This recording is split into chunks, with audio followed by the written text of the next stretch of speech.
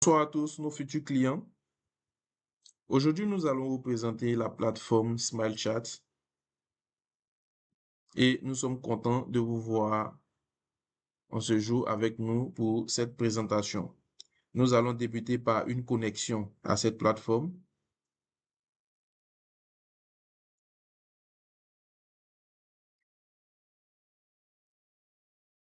Pour un rappel, la plateforme SmileChat est une plateforme de communication marketing, de communication pour les clients WhatsApp Business. Nous allons vous présenter les menus qui sont le tableau de bord qui nous donne des statistiques et des informations relatives à l'évolution de votre campagne. Dans notre cas de figure, nous avons 9 contacts pour ce client. Le total de messages envoyés, 14.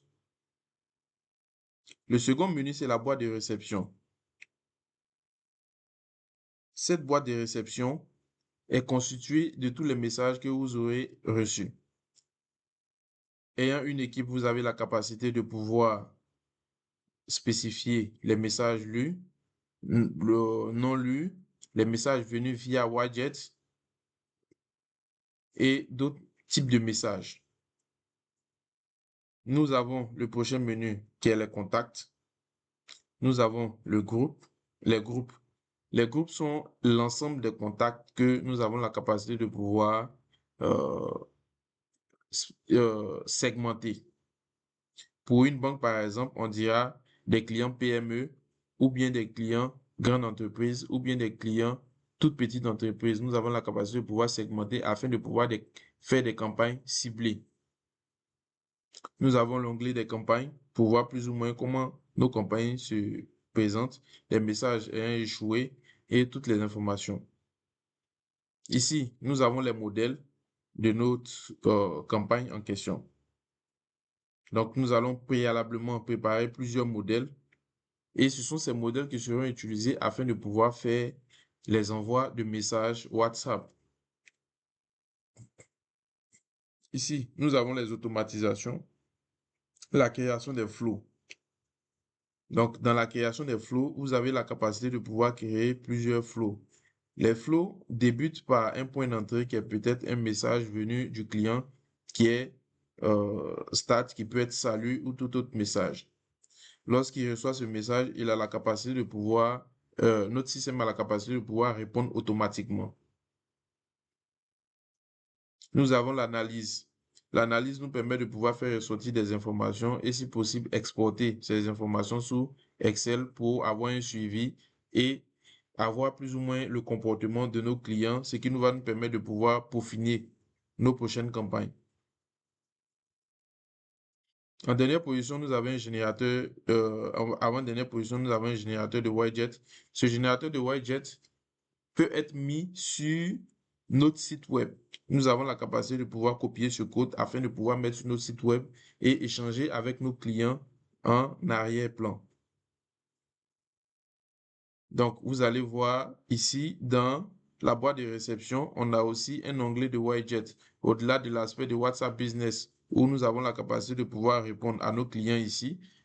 Nous avons aussi, comme j'ai dit, l'option de répondre aux éléments du widget qui peuvent être mis sur le site web ou toute autre plateforme qui nous permettra de pouvoir faire le support en fonction des communications que nous voulons orienter sur ces plateformes. Avec plus de précision, nous avons la capacité de créer plusieurs widgets. Donc, je donne un exemple. Pour une banque, on peut mettre un widget sur le site web et un autre widget sur le site d'affacturage en fonction du besoin spécifique qu'on a sur le site d'affacturage. Nous avons ici, en dernière position, la documentation, comme je vous le disais. Cette documentation fait référence à notre API et nous avons la capacité de vous donner ces API-là afin de pouvoir vous permettre de pouvoir échanger avec notre environnement et aussi envoyer par exemple des cas de figure où on a besoin d'OTP ou toute autre action de notification. Nous avons la capacité d'utiliser ces API et vous mettre à disposition pour que vous puissiez les utiliser. Elles sont déjà disponibles. Il suffit simplement de vous créer un token. Ce que vous pouvez faire vous-même à partir de la plateforme parce que cette plateforme vous donne une autonomie totale sur vos actions.